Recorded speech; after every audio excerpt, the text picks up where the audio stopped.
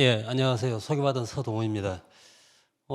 이 앞전 시간 강의들을 두 강의 듣고 제가 강의를 하려니까 다 전문가들이 강의하셨는데 저는 뭐 현장에서 장애와 관련된 사건이 터졌을 때 주로 그 대응하고 뭐 이랬던 일들을 쭉 해왔기 때문에 아무래도 뭐 좀 더 좀 딱딱할 수도 있고 어떨 때는 좀 우울한 내용일 수도 있는데요. 그럼에도 불구하고 이 오티즘 엑스포에서 장애인 학대와 뭐 발달장애인 지원과 관련된 얘기를 하게 됐는데요. 그 제가 이 장애인 학대와 발달장애인 지원과 관련된 내용들을 말씀을 드리게 된 계기 중에 하나가 장애인 사건의 피해자의 70%가 발달장애인이에요. 그리고 장애 아동이 한 13% 이 정도 되거든요. 그러면은 장애인 학대 사건과 관련돼서 발달장애인과 장애 아동 사건에 대해서 효과적으로 대응을 하면은 장애인 학대 문제는 현저하게 줄은 거죠. 거의 85% 이상이 줄 수 있는 거예요. 근데 이제 그런 배경이 있기 때문에 이제 오티즘 엑스포에서 이제 이런 주제의 강의가 된 것 같고요.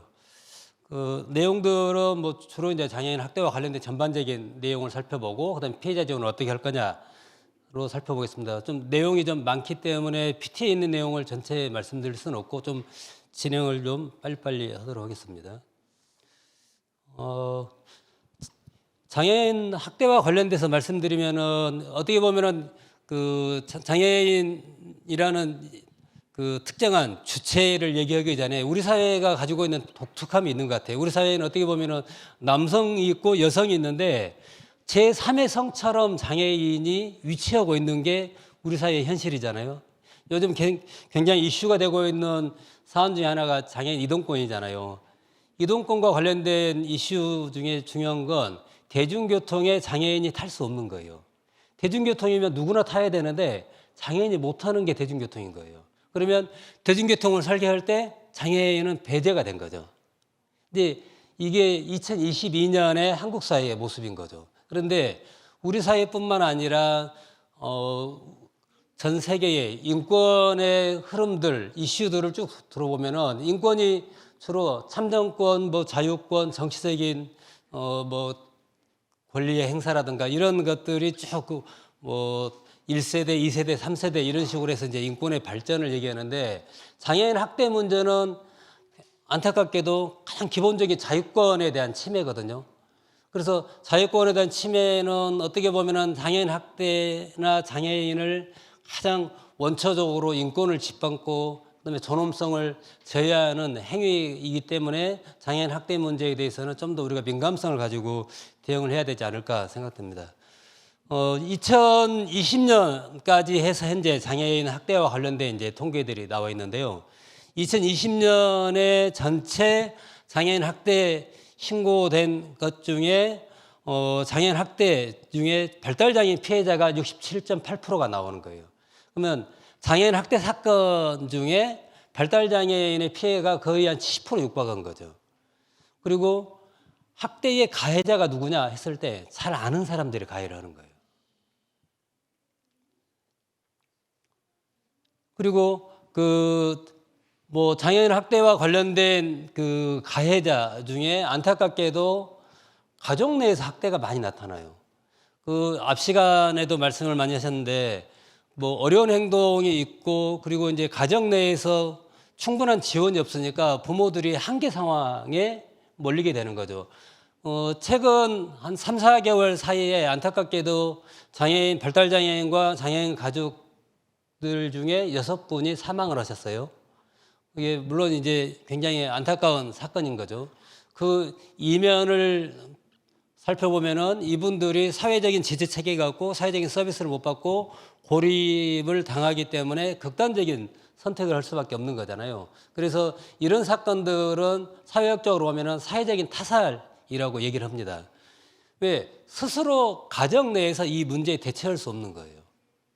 그리고 이런 사건들을 보면은 장애인 가정 내에서 그만큼 지원 체계가 굉장히 중요한 게 있고 또 다른 하나는 학대가 많이 나타나는 장소는 역설적으로 장애인 복지 시설, 특히 장애인 거주 시설에서 많이 나타나고 있습니다. 근데 이런 사건들이 나타나서 계속 뭐 제가 해왔던 일들이 장애인 피해자 지원을 하고 뭐 관련된 사건 조사를 하다 보니까 이게 결과 처리만 해야 흔히 말하는 소잃고 외양간 고치는 행동이잖아요. 그래서 좀 더 적극적으로 좀 발상을 좀 전환을 해서 사전 예방적인 활동이 뭘까라고 해서 현장을 쭉 리서치해 보니까 현장에 종사하고 있는 사회복지사들이 발달장애와 관련된 이해, 그다음에 발달장애인의 도전적 행동과 관련된 대응이 굉장히 취약한 거예요. 현실을 보면은 사회복지를 전공하고 장애인 복지 현장에 오지만 대다수의 사회복지 전공 과목에 장애와 저도 사회복지를 전공했거든요. 장애와 관련된 과목은 학부에서는 장애인 선택으로 장애인 복지 개론 듣는 수준이잖아요. 아니면 이제 가령 뭐 직업치료라 직업재활이라든가 뭐 특수교육이라든가 이렇게 좀 더 장애와 관련된 포커싱이 된 그 과목들은 좀 더 장애와 관련된 그 수업들이 많지만 보편적으로 사회복지를 전공하는 사람들은 장애와 관련된 기본적인 이해가 미흡하죠. 이분들이 어떻게 보면은 가장 리스크가 높은 그 체중증 장애인 중에 발달 장애와 관련된 서비스 현장에서 종사를 하고 있기 때문에 준비 안 된 상태로 현장에 나오게 되는 거죠. 그리고 오랫동안 현장에서 일했다선 치더라도 그 굉장히 단선적인 그 서비스를 제공해주고 관리해주고 이런 수준이었던 거예요. 그렇지만 당사자와 종사자 모두가 어떻게 보면 참 위험에 노출되고 있는 게 이제 드러났기 때문에 이제 저희들이 고민했던 게 전문가들을 모아서 좀 더 현장을 컨설팅을 해주자라는 사업을 2019년부터 했었어요. 그래서 그 앞전 강의를 할 때는 그 장창현 선생님이라든가 정유진 선생님이라든가 이런 분들을 굉장히 다양한 영역에 있는 선생님들을 같이 협업을 해서 현장에 계신 선생님들한테 이런 도전적 행동과 관련된 컨설팅을 해보자라고 하면서 시작을 했기 때문에 현장에 계신 분들이 좀 더 그 이런 내용들을 알 수 있지 않았나 싶습니다. 그래서 장애인 학대의 내용들을 보면은 여러 가지 장애인 학대와 관련된 이제 용어들을 보면 장애인 인권 침해, 뭐 괴롭힘, 장애인 학대라고 얘기를 하고, 그다음에 학대와 관련된 다른 유형들, 뭐 장애인 학대도 있고 노인 학대도 있고 아동 학대도 있잖아요. 얘기는 다 학대라는 공통적인 내용들을 가지고 있는 거죠. 그럼에도 불구하고 학대와 관련된 약간의 차이점이 있는데, 장애인 학대는 장애인복지법상의 장애인 학대를 흔히 5가지 범주로 분류해 놨던 게 장애인 학대의 이제 카테고리가 되고, 아동 학대는 아동의 보호자나 성인이 아동을 학대했을 때 학대라는 거지, 아동끼리의 학대나 뭐 상해는 아동 학대의 범주에 포함되지 않습니다. 그다음에 노인 학대는 뭐 장애인 학대와 유사하게 그 전체의 내용들이 그 학대의 내용으로 좀 그 구성이 되어 있습니다. 그다음에 장애인 학대의 이제 특성을 살펴볼 건데요. 장애인 학대는 장애를 가진 사람을 굉장히 가혹하고 장애인의 취약성을 이용해서 지속적으로 나타납니다. 제가 현장에서 지원했던 분 중에 40년 이상의 학대를 받으신 분도 계세요. 그분의 인생은 정말 그 지역사회로부터 그 분리되고 학대만 당했던 인생을 사셨던 거예요. 과거에 신안의 염전노예 사건들 보면은 뭐 10년 이상씩 염전에서 갇혀서 학대를 당하고, 뭐 굉장히 뭐 거기에는 다양한 학대 유형들이 나타나는 거죠. 뭐 기본적으로 경제적인 착취, 그다음에 신체적인 학대, 뭐 감금, 이루 말할 수 없는 학대의 양태들이 나타나는 거죠. 근데 대다수의 피해자는 발달장애인이세요. 발달장애인의 취약성을 이용을 해서 지속적이고 반복적인 학대들이 있었던 거죠. 그리고 피해자와 당사자가 대등한 관계가 아니라 실질적으로 권력 관계가 형성이 돼요. 심지어는 이게 드러나는 양태가 뭐냐면, 우리가 아무리 힘들게 일했다선 치더라도 동료들끼리 같이 식사를 하고 아니면 고용주와 근로자가 같이 식사를 하잖아요. 근데 그런 학대가 굉장히 극단적으로 나타난 데는 그 피해자가 거의 사람 취급을 못 받는 거예요. 이게 식탁에서 밥을 못 먹게 할 정도. 잠을 자는 환경들도 굉장히 열악하고, 정말 외양간이라든가 창고 같은 데에서 간신히 얼어 죽지 않을 정도로 그런 환경에서 지내게 하는 거죠.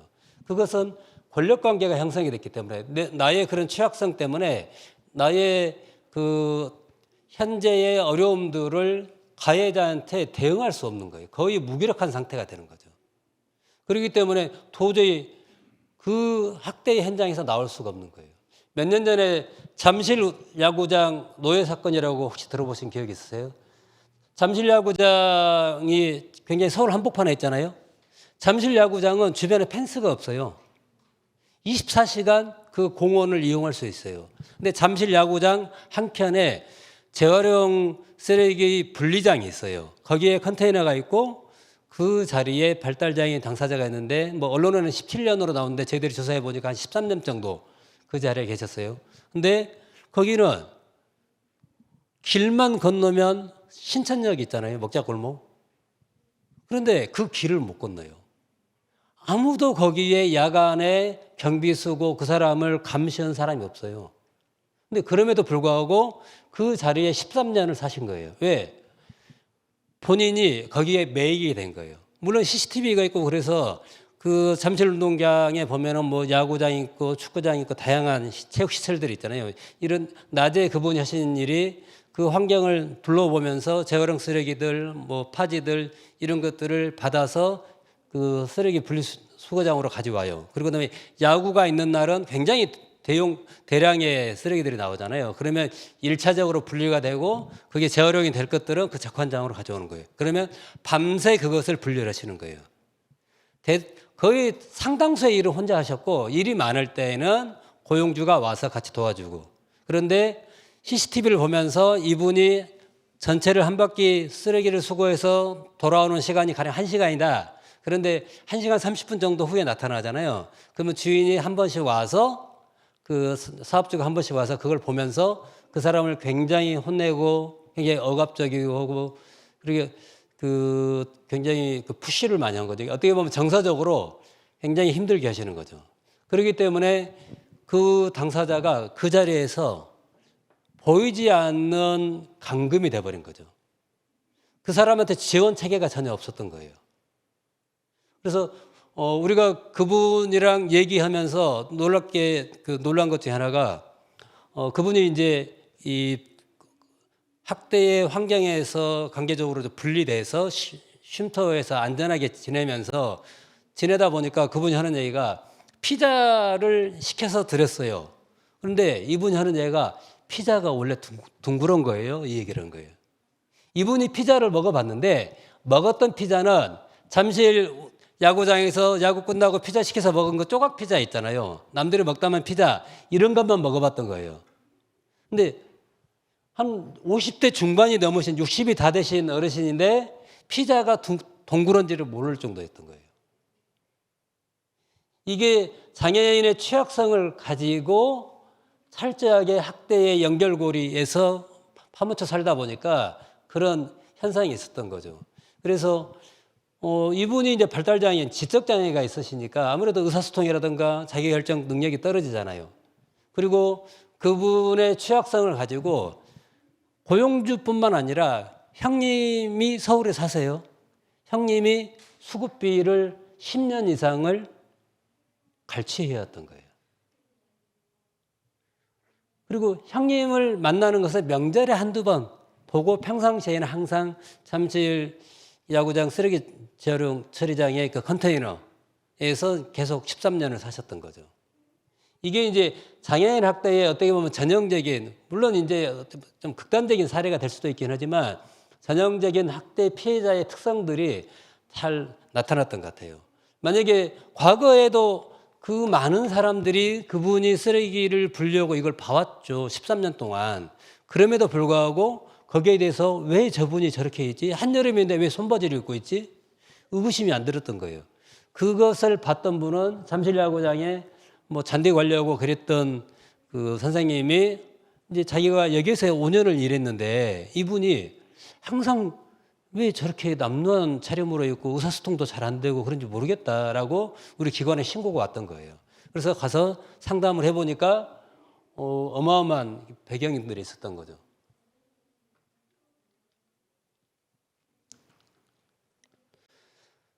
장애인복지법상에 보면은 장애인 학대 뭐 금지 행위로 해서 굉장히 그 뭐 10개나 되는 항목들이 있어요. 뭐 성폭력, 성희롱, 상해, 폭행, 뭐 노동 강요, 유기 방임, 장애인을 이용한 구걸행위, 뭐 체포 감금, 정서적인 학대, 뭐 그 금품을 목적으로 사용하고 고개시키는 행위, 이런 것들이 이제 장애인 복지법상에 있는 거고, 그다음에 여기에 따라서 굉장히 처벌 규정도, 처벌 조항이라든가 수위가 굉장히 중범죄로 처벌하는데요.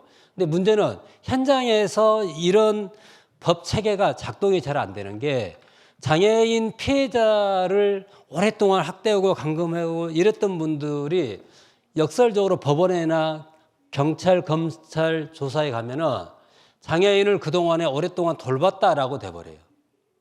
오히려 복지 현장에서 장애인한테 적극적으로 서비스를 지원해주고 옹호를 해야 될 사람이 학대를 하면은 상식적으로도 가중처벌을 해야 되는데, 우리 사회에서는 이게 장애인을 그동안에 잘 돌봤고 착한 일을 했고 좋은 일을 했기 때문에 감경사유가 되더라고요. 그렇기 때문에 장애인의 학대 사건이 굉장히 지속적으로 많이 나타남에도 불구하고 학대가 근절되지 않는 근본적인 요인이지 않을까 싶습니다.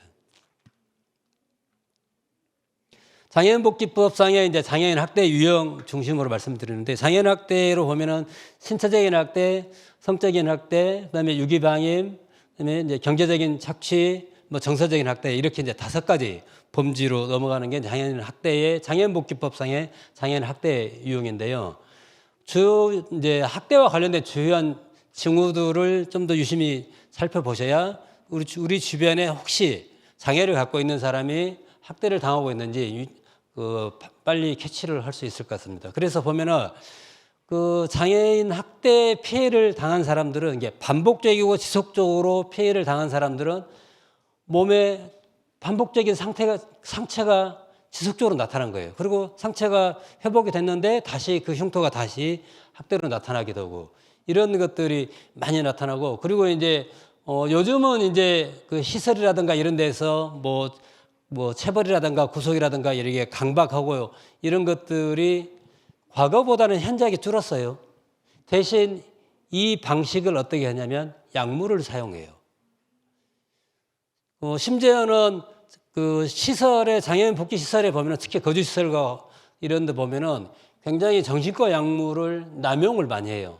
그런데 어떤 분은 그 현장에서 도전적 행동들이 나타나니까 도저히 그 종사하고 있는 선생님들이 커버하고 굉장히 서비스를 제공해 주는 게 어려움이 있으니까, 심지어 그 다른 사람이 먹은 정신과 약물, 주로 이제 신경안정제라든가 이런 약들을 의사의 처방 없이 임의적으로 그 특정 행동을 한 사람한테 강제적으로 투약하게 돼요.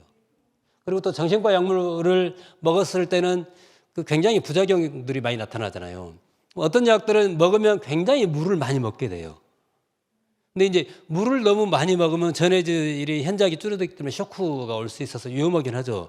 적당하게 통제를 해줘야 되는데, 이게 이제 귀찮으니까 물을 먹고 있는 사람을 뒤에서 걷어차면 어떻게 돼요? 이빨이 다 나가기도 하잖아요. 근데 그런 사건들이 발생되고 있었죠.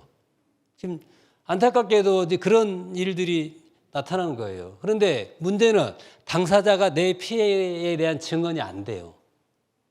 굉장히 장애 정도가 심하고, 특히 지금의 거주시설의 이용자의 거의 80~90%가 체중증 장애고 발달 장애가 많아요.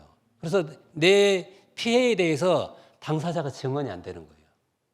그나마 그 피해를 확인해서 가해자가 처벌이 될 수 있었던 가장 중요한 배경이 뭐냐면 CCTV예요. CCTV가 있으면은 사건이 확인이 돼서 대응이 되는데, CCTV가 없으면 본인의 진술에 대한 신빙성이라든가 일관성, 이런 것들이 취약하기 때문에 대다수 재판에서는 인용이 안 된 경우가 너무 많은 거예요. 그래서 저는 개인적으로 CCTV를 장애인 복지시설, 이용시설 전면적으로 설치해야 된다고 주장을 해요. 왜? 당사자의 취약성과 당사자의 안전을 위해서 이게 꼭 필요한 거예요. 그리고 때로는 종사자의 안전의 문제도 있어요. 종사자들도 마찬가지로 장애인 복지 현장, 특히 서울 같은 경우는 발달장애인 평생교육센터가 지금 한 군데 빼놓고 24개 구에 다 설치가 돼 있거든요. 그런데 발달장애인 평생교육센터 초기에 그런 사건들 때문에 발달장애인 평생교육센터를 저희들이 전수조사를 해봤는데요. 문제는 종사하고 있는 선생님들이 폭행 피해가 너무 많아요. 발달장애인 평생교육센터를 이용하고 있는 대다수의 장애인들은 체중증 자폐성 장애가 있는 분들이 많아요. 이분들은 지역사회에 있는 장애인 복지시설 중에 그 장애인 보호자급장이나 그다음에 주간보호시설, 장애인 복지관을 이용을 못했던 분들이 장애 부모님들의 적극적인 운동으로 평생교육센터들이 만들어지게 됐던 거예요. 그리고 한 기관당 한 30명 정도가 이용을 하는데 대다수가 체중증 장애를 가진 분들이고 흔히 말하는 도전적 행동들이 많이 나타나세요. 그런데 이분이 이용자가 등원을 했는데 그날 굉장히 기분이 안 좋은 거예요. 그리고 이제 감정적으로 컨트롤도 안 되고 의사소통도 잘 안 되고 그리고 근데 선생님은 그 환경이 이제 수업을 진행을 해야 되니까 의자에 앉으라 하고 수업을 진행하니까 폭발이 되죠. 그러면 주로 대다수의 종사자들이 한 70, 80%는 다 여성들이세요. 그러면 갑자기 폭행이 가해지기도 하고 머리채 잡히기도 하고 어떤 경우는 너무 심하게 맞아서 거의 뇌진탕이 오는 경우도 있고 머리채 잡히는 일은 너무 비일비재하고요. 그러면은 대학 졸업하고 취업해서 딱 왔는데 출근하자마자 머리채 한 대 잡히면은 패닉이 오는 거예요. 근데 이런 일들 때문에 정말 도전적 행동에 대한 전문적인 컨설팅, 그다음에 종사자에 대한 안전의 문제, 그다음에 이용자에 대한 그 적극적인 개입이라든가 안전의 문제, 모니터링 이런 것들 때문에 CCTV가 전면적으로 설치돼야 되는데 아직도 안 되고 있는 게 현실입니다. 그다음에 정서적인 학대인데 정서적인 학대는 심리적으로 사람을 억압시키고 그다음에 그 사람에 대해서 반복적으로 그 사람의 특성을 이용해서 가령 종교나 아니면 그 특정 단어 아니면 욕설을 통해서 사람을 억압시키는 행위예요. 우리가 현장에서 봤던 케이스는 직업재활시설 보호자급장인데 당사자는 굉장히 믿음이 신실한 기독교인이세요. 발달장애가 있는 여성이었지만. 근데 이분이 사소한 잘못을 했는데 가해자인 선생님은 그 이용자를 전체 직원이 모여있는 그때 스스로 본인이 어떤 죄를 졌고 그다음에 이 죄를 졌기 때문에 너 용서받으려면 주기도문을 외워라 이런 식으로 반복적으로 하는 거예요. 근데 만약에 여러분들이 그런 상황이라면 직장에서 내가 어떤 실수를 했어요. 근데 실수를 했는데 그러면 공식적으로 사과는 할 수 있겠죠. 근데 사과를 하는데 특히 종교적인 신념이라든가 아니면 특정한 어떤 것들을 대입을 해서 내가 반복적으로 직원들 앞에 사과하고 이것을 되뇌면서 주기도문을 외운다든가 했으면 굉장히 불쾌하죠. 기분 나쁘고. 그런데 발달장애 당사자는 자기가 그런 불이익한 처우를 다 받고 있지만 여기에 대한 대응이 안 되는 거예요. 그러면 지속적인 스트레스를 받고 있는 거죠. 그러면 이 다음 양태는 어떻게 나오냐면 지속적인 스트레스가 나오면 흔히 말하는 자살 충동이 나타나요. 실제로 그 피해자는요, 길을 걷다가 대로변에서 차도로 뛰어들어갔어요. 그래서 이제 그런 것들 때문에 저희들한테 신고가 왔고 경찰 조사하는 과정에 저도 그런 얘기를 해요. 발달장애인 피해자들한테 정서적인 학대는 살인 교사하는 행위랑 똑같습니다라고 얘기해요. 저는 실질적으로 그런 결과가 그렇게 나와요. 자살을 하게 하던가 아니면 자살 행위를 하도록 유도가 되더라고요. 왜? 심리적으로 너무 취약해요. 발달장애가 있는 당사자의 심리적인 취약성이 있는 거예요. 자폐성 장애가 있는 분들이 힘든 게 눈 맞춤이 안 되잖아요. 왜 안 될까요? 너무 불안하고 힘든 거예요. 그 환경에 대해서. 낯선 사람에 대해서 쳐다보는 것도 힘든 거예요. 그래서 눈을 회피하죠. 눈 맞춤을 한다는 것은 대등한 지유가 되는 거죠. 제가 그 전전 시간에 강의를 돌았는데요. 뒤쪽에 서 있으니까 옆에 있는 자폐성 장애가 있는 분이 계시길래 제가 눈인사하고 식사하셨어요? 잘 지내세요? 했더니 이분이 갑자기 저한테 터치를 하는 거예요.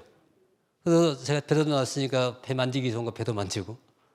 근데 이게 친밀감의 표시인데 문제는 밖에서 그러면 어떻게 돼요? 성희롱, 성추행이 돼요. 그래서 우리 사회가 굉장히 어떻게 보면 사회적인 기준이 높아지는 건 건강해진 거죠. 그런데 장애의 특성을 감안하지 않고 법이 집행이 되고 또 이런 사건들이 있을 때 지원할 수 있는 체계들이 너무 취약한 거예요. 이렇게 제가 지난해까지 몸담았던 서울시 장애인 권익공무기관처럼 이런 기관이 만들어지게 된 게 우리나라는 불과 5년밖에 안 돼요. 2014년도에 신안의 염전노예 사건이 있었을 때 장애인 피해자들이 굉장히 많이 나타났거든요. 문제는 이 피해자들이 갈 곳이 없어요. 피해자들이 갈 곳이라곤 장애인 거주시설이라든가 노숙인 시설밖에 안 돼요. 장애인 쉼터가 없었으니까요. 이제서 전국에 쉼터들이 만들어지고 있는 거예요. 장애아동 쉼터는 여전히 없어요. 장애아동 쉼터가 없어서 굉장히 문제가 되니까 지난해 올해 굉장히 언론에 나오고 그러니까 이제서 전국에 장애아동 쉼터들이 설치가 되고 있는 거예요. 그러면 우리 사회에서 봤을 때 장애와 관련된 여러 가지 복지 체계, 그다음에 장애인 피해자들의 취약성 때문에 나타난 사건들과 관련된 대응 체계들이 아직도 미흡하고 이 기관들이 아직도 자리 잡는 것, 그리고 이 절대적으로 서비스를 제공해야 될 환경들이 굉장히 미흡한 거죠. 그래서 여러 가지 사건이 나타남에도 불구하고 대응이 취약하기 때문에 장애와 관련된 사건이 지속적이고 반복적으로 나타나고 이와 관련된 전문 수사기관이라든가 사법기관에서도 장애와 관련된 이해가 미흡하니까 장애인 학대 사건에 대해서 솜방망이 처벌이 계속 나타나는 거예요. 그런데 성적인 학대는 워낙에 요즘 이제 우리 사회가 성 이슈가 너무 부각이 되다 보니까 성적인 학대는 특별히 말씀을 안 드리지만 성적인 학대와 관련돼서 주요한 피해자가 되기도 하고 피의자가 되는 대상이 발달장애인이에요. 발달장애인을 주로 부모님들이 아니면 학교에서 학년기 동안 최소한 14년을 공교육 현장에서 머무르게 하잖아요. 특수학교 12년에 전공과 2년, 그리고 이제 발달장애인 평성교육센터라든가 이렇게 하면은 20대 중반이 된데도 발달장애인 당사자가 거의 어린아이 취급 당하는 거예요. 만져주고 대소변 처리해주고 굉장히 뽀뽀해주고 쓰다듬어주고 이게 자연스러운 행동 패턴이 된 거예요. 그러니까 저 오늘 처음 만났는데 나를 만지는 거예요. 근데 이 당사자가 이 강의실이 아니라 양재역에서 어떤 본인이 호감이 가는 여성을 만졌으면 어떻게 돼요? 성추행이 되는 거예요. 근데 이런 것들이 발달장애와 관련된 여러 가지 성학대, 성폭력 사건의 배경들이 있는 거죠. 그다음에 경제적인 착취인데요. 경제적인 착취는 우리나라가 장애와 관련된 여러 가지 서비스라든가 지원들이 높아지면 높아질수록 경제적인 착취의 비율들이 높아지는 것 같아요. 과거에는 장애인 당사자들이 경제적으로 실질적으로 본인이 사용할 수 있는 금전이 별로 없었던 거예요. 근데 이제는 장애인 연금에 수급비를 받으면 어느 정도 수입이 있는 거예요. 거기다가 어떤 분들은 직장을 다니면서 수입이 있잖아요. 그러다 보니까 주변에 가까이 있는 사람들이 이 돈을 관리해 준다는 명목으로 있다가 이 돈을 갈취를 한 거죠. 장애인 복지 시설 중에 그룹홈이 있잖아요. 그룹홈에 있는 선생님이 서울의 아파트예요. 장애인 특별 공급으로 해서 장애인들한테 주택 분양을 할 때 우선권을 주는 제도가 있어요. 보통 약어로 특공이라고 하는데 그러면 매번 재건축이든 아니면 아파트 단지를 건축을 했을 때 특별 공급을 해주는 경우들이 있어요. 그 중에 이제 장애도 있고 여러 가지 이제 조건들이 있잖아요. 신혼도 있고. 근데 이제 장애인 특별 공급을 장애인 특공이라 하는데 그것을 이용해서 아파트 세 채를 분양받아서 갈취를 한 사람도 있어요. 그러면 이 프리미엄만 해도 어마어마한 돈이죠. 문제는 이 사건을 수사하는 경찰이 3년 동안 진행을 하는데 기소도 안 됐어요. 이런 게 어떻게 보면은 전형적으로 장애의 취약성을 경찰들이 이해를 잘 못하는 거예요. 그래서 보면은 장애가 있는 사람이 직장을 다니고 일정한 소득이 있는데도 불구하고 굉장히 용돈도 없고 밥 먹을 돈도 없고, 특히 이제 복지관 같은 데 보면 선생님들한테 와서 맨날 나 돈 없어요, 밥 좀 사주세요, 이런 분들이 계세요. 직장은 분명히 다니는데 보면은 이면에는 누군가가 금전을 착복하는 경우가 굉장히 많은 거예요. 장애인 학대 피해자로 해서 뭐 9시 뉴스까지 나오셨던 분인데, 그분이 피해자 지원을 하면서 여러 가지 서비스를 해서 이제 직장을 다녔던 게 활동지원사의 업무를 하게 했어요. 활동지원사는 40시간 교육받고 10시간 실습하면은 자격증이 나오잖아요. 시험을 안 봐요. 근데 그분은 글자도 모르시니까. 그리고 지적장애이시니까 적당한 활동지원사 역할은 가능했던 거예요. 그래서 이제 특정한 사람을 부탁을 해서 매칭을 시켜서 활동지원사 역할을 했던 거예요. 그분이 자립생활을 하게 하려면 월 한 120만 원 정도의 소득이 필요하더라고요. 그렇게 해서 이제 그 정도 시간이 난 분, 그다음에 이제 우리 지인 중에 한 분을 이제 양해를 구해서 활동지원사로 해서 업무를 하시는데, 몇 개월이 지났는데 돈이 없는 거예요. 왜 없는지 확인을 했더니 이분이 사랑에 빠졌어요. 대상이 매매춘하는 여성인 거예요.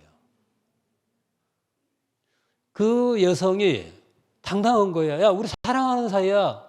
내가 좋아하는 오빠가 나 용돈 주는데 무슨 죄야? 어떻게 돼요? 처벌을 할 수 있어요, 없어요? 쉽지 않죠. 사기도 아닌 거예요. 그래서 굉장히 법률 전문가들이랑 고민하고 검토해 봤더니 실질적으로 거의 착취죠. 이건 준사기라는 내용들이 있는 거예요. 장애의 취약성들을 이용해서 금전을 탈취한 거예요. 그런 행위들이 나타나는 거죠. 유기방임인데, 유기방임과 관련돼서는 보호의 주체가 되는 사람의 장애인을 보호하던가 치료를 하게 하던가 이런 다양한 일들을 하게 하는 거죠. 이게 이제 유튜브로 나오고 그런다고 해서 그 사진을 제가 공개를 할 수는 없는데, 저희들이 현장에 유기방임으로 신고돼서 가보니까 성인 남성인데 28kg 나가본 분이 계셨어요. 28kg는 사람의 뼈목이 아니에요. 성인 남성인데. 근데 그분이 활동지원 서비스도 받고 있었어요. 구청에서도 알고 있고. 그런데 우리나라의 복지 서비스는요, 신청제잖아요. 본인이 거부하면은 어떻게 대응이 안 돼요. 그리고 당사자가 그러게 된 배경 중에 하나가 뭐냐면, 활동지원사가 당사자가 거의 그분은 시각에 지적장애가 있었어요. 그리고 이제 건강이 이제 현저하게 나빠지면서 거의 와상 상태였었고, 우리가 이제 강제적으로 분리해서 시립병원에 입원해서 엑스레이 찍어보니까 골반에 금이 가 있는 거예요. 이게 너무 아프다 하시는 거예요. 그런데 이분이 지난 몇 개월 동안 드셨던 게 뭐냐면 하루에 막걸리 한두 병인 거예요. 그러니까 당연히 건강관리 안 되고 몸이 나빠지고 알코올이 오고, 그다음에 현저하게 체중이 떨어지게 되는 거죠. 그리고 이제 대소변 처리도 안 되고, 그리고 이제 너무 그분 집에 가서 서비스 하려면 냄새도 많이 나고 그러니까 모든 사람들을 포기해버린 거예요. 근데 이제 그 사람의 지인, 어떤 아저씨가 그분을 활동지원 서비스를 해줬는데 그분이 또 수급비 관리자였어요. 이런 것들은 어떻게 보면 이해충돌이 될 수 있거든요. 수급비 관리자와 활동지원사가 같이 하면 안 돼요. 그리고 특정 후견인이 활동지원사를 하면 안 되고요. 근데 이런 것들이 다 이해충돌인데 제대로 걸러지지 않은 거예요. 그래서 그분은 1인 독거에다가 장애연금 받으니까 한 8, 90만 원 이상의 매달 수입이 있는데, 정작 당사자한테 간 급부는 현저하게 적은 거죠. 그런데 나머지 금원은 어디에 있었는지 어떻게 증명할 길이 없는 거예요. 그래서 우리가 그 사람은 유기방임에 책임이 있다라고 했지만 실질적으로 처벌은 안 됐고요. 당사자는 병원에 입원해서 한 달 정도 지내시다가 끝내 돌아가셨어요. 이제 이게 우리 지역사회에서 나타나는 일들이에요. 그래서 이런 피해자가 있을 때 그러면 어떻게 지원을 해줘야 될 거냐라는 거죠. 이런 피해의 대다수의 피해자의 대다수가 발달장애인이기 때문에 발달장애의 특성이나 취약성을 잘 알고 있어야 피해자에 대한 지원을 효과적으로 할 수 있는 것 같아요. 그래서 우리 복지 현장에서 항상 인간 중심, 사람 중심 얘기를 하잖아요. 정말 그러는지 다시 한번 생각해 봐야 되죠. 실제로 그런 노력이 필요한 거고요. 우리가 피해자를 만나고 지원하잖아요. 쉼터에 입소하고 그러면요. 처음에는 저랑 같이 얘기할 때 제 눈도 안 맞춰져요. 항상 꾸부정하게 했어요. 본인이 피해자인데 죄인 아닌 죄인이 돼요. 근데 사람이 내가 안전하다가 느끼고 이 사람이 나와 내한테 굉장히 우호적인 사람이다라고 느끼잖아요. 그러면 하루 이틀만 지나도 태도들이 바뀌어요. 그럼 그 다음에는 나랑 얘기할 때 편히 악수하고 눈 맞추고 그다음에 며칠 지나면 내가 갔는데 일어나지도 않아요. 그 다음 좀 지나면 소파에 누워 계세요. 왜? 굉장히 편한 거예요. 내가 어떻게 하든 저 사람은 내 편 들어주구나. 이게 있던 거예요. 그러게 되면요. 사람들이 말을 해요. 과거에 신안의 염전노예 사건 때도 어떤 분이 복부에 배에 큰 흉터가 있는 거예요. 그래서 어쩌다가 이 흉터가 생겼습니까? 라고 여쭤봤더니 넘어져서 낫에 찔렸다라고 해요. 상식적이지 않잖아요. 그래서 더 이상 안 물어봤어요. 그리고 그분을 모시고 목포 시내로 그 섬에서 신의도라는 섬인데 목포에서 배 타고 한 2시간 거리예요. 목포로 모시고 와서 한 2, 3일 동안 열심히 놀고 먹고 했어요. 그러니까 그분이 얘기를 하는 거예요. 여기 배요. 염전주가 칼로 찔렀어요. 그런 거예요. 그래서 이 진술이 확인되고 그러니까 본인이 이제 안전하니까 얘기를 하는 거예요. 그런 발달장애 당사자는 본인이 이렇게 대응을 잘 못하지만 내가 정말 신변상 본능적으로 안전하다고 느끼잖아요. 본능적으로 내가 정말 사람 취급을 받는다라고 했을 때는 바뀌는 거예요. 그렇지 않았을 때는 얘기를 안 하죠. 왜? 내가 잘못 얘기했으면 또 이분이 나를 이렇게 학대하나 나를 괴롭히지 않을까라는 방어막이 있는 거예요. 그렇기 때문에 철저하게 당사자를 존중해주고 당사자의 인권을 옹호해주고 그 사람의 자기 결정권을 존중을 어떻게 해주냐에 따라 다른 거죠. 그러면 자기 결정권이라는 게 지금 최근에 장애계 이슈잖아요.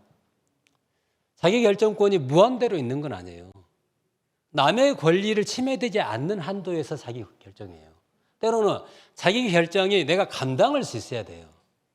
그래서 어떤 분한테 자기 결정권을 존중해주고 인정해준다라고 하면은 가령 발달장애인 당사자들한테 우리 실제로 학대 피해를 당하셨던 분들이 쉼터에 오고 또 안전하게 지내면은요 가장 먼저 갖고 싶은 게 핸드폰이에요.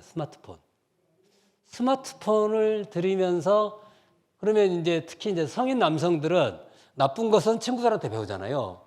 오만 가지 어플 특히 뭐 성인들이 하는 뭐 야동이든 뭐든 이런 것들은 다 친구들한테 너무 잘 아세요. 게다가 어디 가면 술집이 괜찮고 어디 가면 2차를 할 수 있고 너무 잘 아세요. 자기 결정권이라서 그냥 두니까 어떻게 되냐면 영등포역 근처에 쉼터가 있었어요. 새벽 한 12시 넘어서 담배 한 대 핀다 하시고 나갔는데 우리는 이제 개방형으로 이용을 했으니까 새벽 2시가 됐는데도 안 들어오세요. 그럼 계속 방치할 수는 없잖아요. 안전 문제 때문에. 전화를 드렸더니 굉장히 시끄럽고 여성들 목소리도 나오고 그런 거예요. 그런데 이제 제대로 대답 않고 좀 이따 갈게요. 안 들어와요. 3시가 넘었는데도 안 돼요. 그래서 그 근처의 술집들을 쭉 찾아봤죠. 새벽 4시 무렵에 흔히 말하는 그 방석집이라는데 이게 술 먹고 2차도 해주는 그런 데예요. 그곳에 계셨던 거예요. 그래서 이제 주인이랑 신랑에서 봤더니 그날 술값이 380만 원이 결제가 됐어요. 상식적이지 않잖아요. 두 분이 가서 술 먹고 2차 하고 이래저래 했더니 80 몇만 원, 나머지 300만 원은 선불 형식으로 긁어놨던 거예요.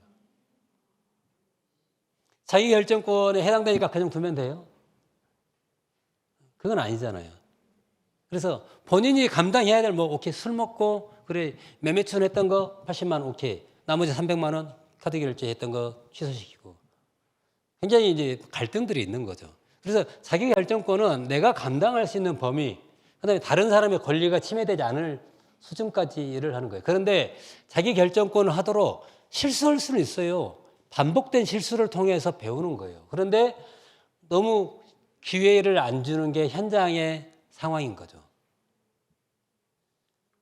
그다음에 이제 이런 지원을 해서 했을 때 가능한 한 계속 지원을 받으면서 할 수는 없잖아요. 그러면 자립해서 어떻게 살 수 있게 하느냐.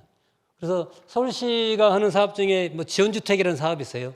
그러면 발달장애인 주로 이제 시설에 거주했던 장애인들이 탈시설 하던가 지역사회에서 지내면서 학대 피해를 당한 장애인들이 지역사회에서 자립해서 살게 하는데 주거와 서비스가 연계가 되는 거예요.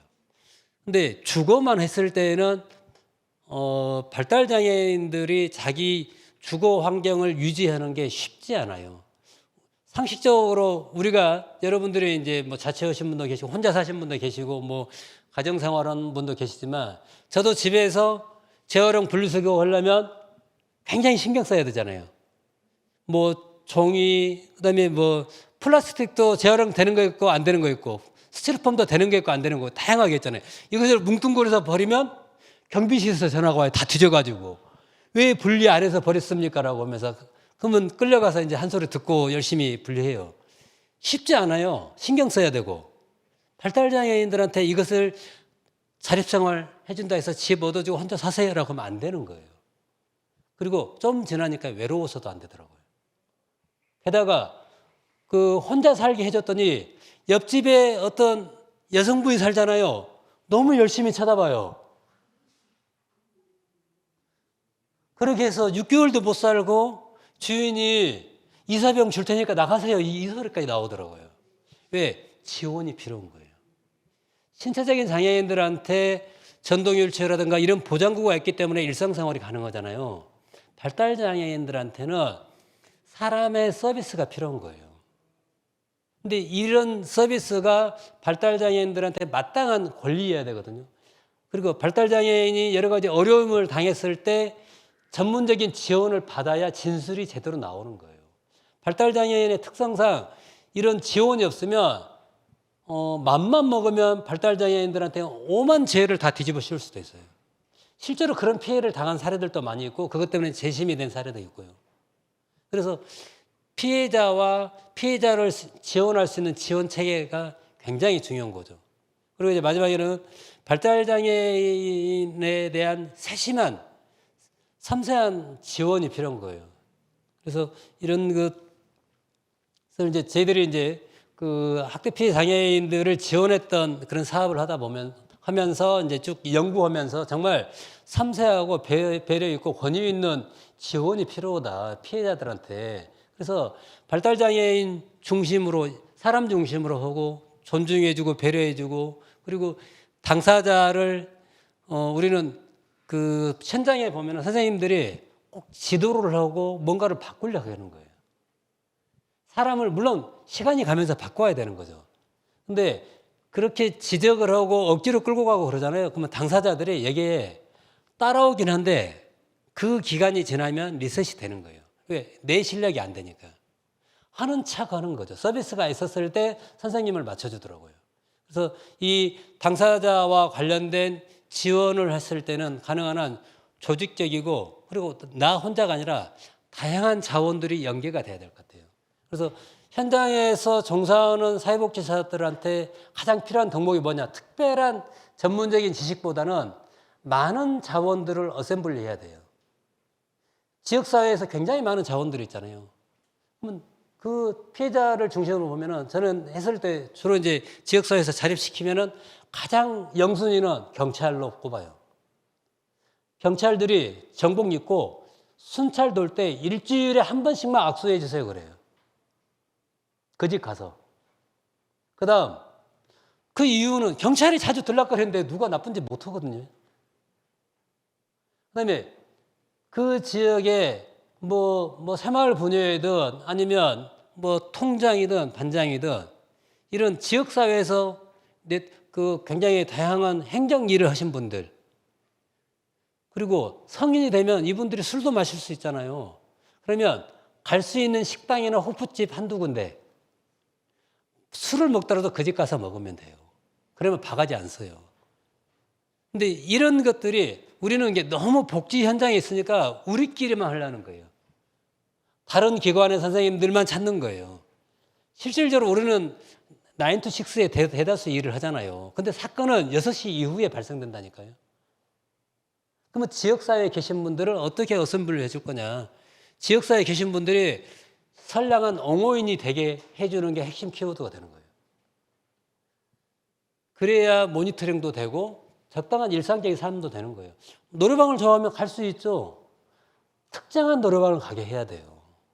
그리고 엉뚱한 그 사람들한테 꼬이지 않게 하는 거고요.